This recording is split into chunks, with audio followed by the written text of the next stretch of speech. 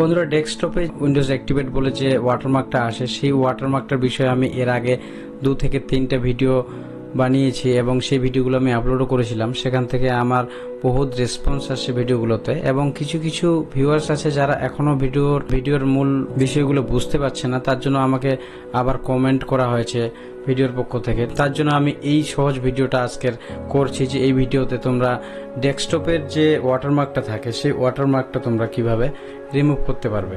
তোমরা এখানে দেখতে পাচ্ছ যে ওয়াটারমার্কটা রয়েছে Windows 11 pro insider preview evaluation copy. তো এই ওয়াটারমার্কটা এর আগের ভিডিওতেই আমি রিমুভ করে দেখিয়েছিলাম। বহুত সংখ্যক ভিউয়ার্স আছে যারা এই স্টেপগুলো ফলো করে তোমরা তোমাদের যে ডেস্কটপের ওয়াটারমার্কটা সেটা তোমরা রিমুভ করে নিয়েছো, এবং কিছু সংখ্যক ভিউয়ার্স আছে যারা আমাকে কমেন্ট করেছে যে ওয়াটারমার্কটা কিছুক্ষণের জন্য রিমুভ হয়ে যাচ্ছে এবং তারপরে আবার দেখাচ্ছে। তো আজকে এই ভিডিওটা তাদের জন্য অবভিয়াসলি করা।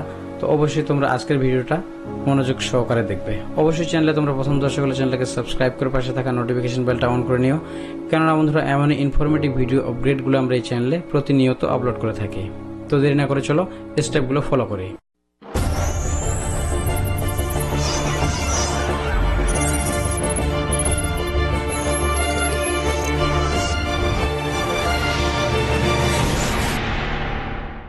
বন্ধুরা, আমরা ডেস্কটপ অথবা ল্যাপটপ ব্যবহারের ক্ষেত্রে আমরা যেই অপারেটিং সিস্টেমগুলো ব্যবহার করে থাকি সেই অপারেটিং সিস্টেমগুলো হয়তো আমরা পারচেস করে নিই না, যার কারণে আমাদের ক্র্যাক অথবা ট্রায়াল ভার্সন ইউজ করতে হয়, যার কারণে আমাদের ডেস্কটপ অথবা ল্যাপটপের স্ক্রিনে এরকম ওয়াটারমার্কগুলো চলে আসে।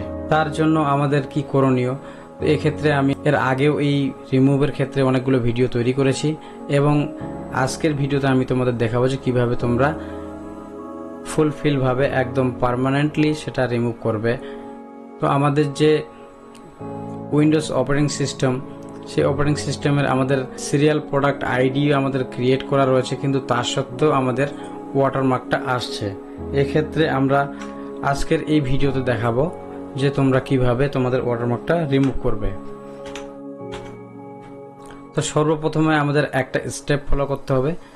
ভিডিও বেশিক্ষণ হবে না, একটা স্টেপের মাধ্যমে আমরা এই প্রবলেমের সলিউশন বের করে নেব। তার জন্য আমাদের এখানে স্টার্ট বাটনে ক্লিক করে দেওয়ার পর এখানে টাইপ করব সিএমডি টাইপ করার পর এখানে রাইটে চলে আসার পর রান অ্যাজ অ্যাডমিনিস্ট্রেটর বলে অপশনটাতে এখানে ক্লিক করে দেব।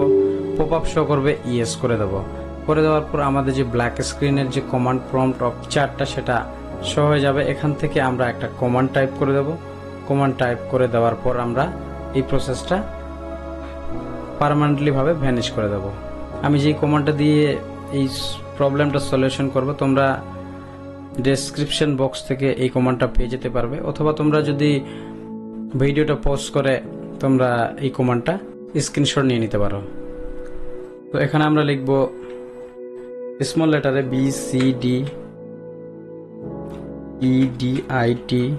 স্পেস আন্ডারস্কোর SET স্পেস ক্যাপিটালে লিখব টেস্টিং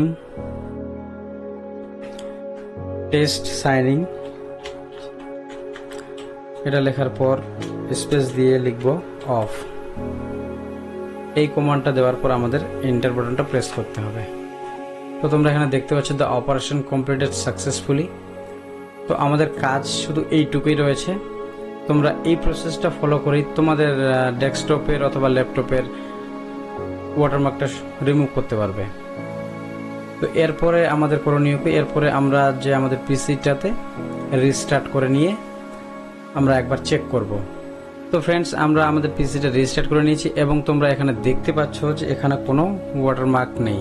ওয়াটারমার্কটা রিমুভ হয়ে গেছে এবং এরপরে দ্বিতীয়বার কোনো রকমভাবে এই ওয়াটারমার্কটা আসবে না। তোমরা এই প্রসেসটা ফলো করো।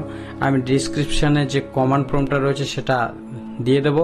এছাড়া তোমরা তোমাদের ভিডিওর স্ক্রিনশট নিয়ে তোমরা এই কমান্ড প্রম্পটটা নোট করে নিয়ে তোমাদের যে পিসিতে ওয়াটারমার্ক আসে সেই ওয়াটারমার্কটা পার্মানেন্টলি ভাবে রিমুভ করতে পারবে। তো ফ্রেন্ডস, আজকের ভিডিও এই পর্যন্তই। মূলত আজকের ভিডিওটা তৈরি করার কারণ হচ্ছে এর আগের ভিডিও তো অ্যাক্টিভেট উইন্ডোজ, আমরা উইন্ডোজ 11 অথবা উইন্ডোজ 10 যে অ্যাক্টিভেট উইন্ডোজ অর্থাৎ যে ওয়াটারমার্কটা রিমুভ করার প্রসেসটা ছিল, এই স্টেপগুলো আমি করে দেখিয়েছিলাম। এক্ষেত্রে কিছু সংখ্যক ভিউয়ার্স রয়েছে যারা সেটা বুঝতে পারেনি, যার কারণে আমাকে আবার কমেন্ট করা হয়েছে। সেক্ষেত্রে আমি আজকের ভিডিওটা এটা করে দিলাম। এই ভিডিও তোমরা দেখে তোমাদের যে প্রবলেমটা সেটা সলিউশন করে নাও। Thanks for watching.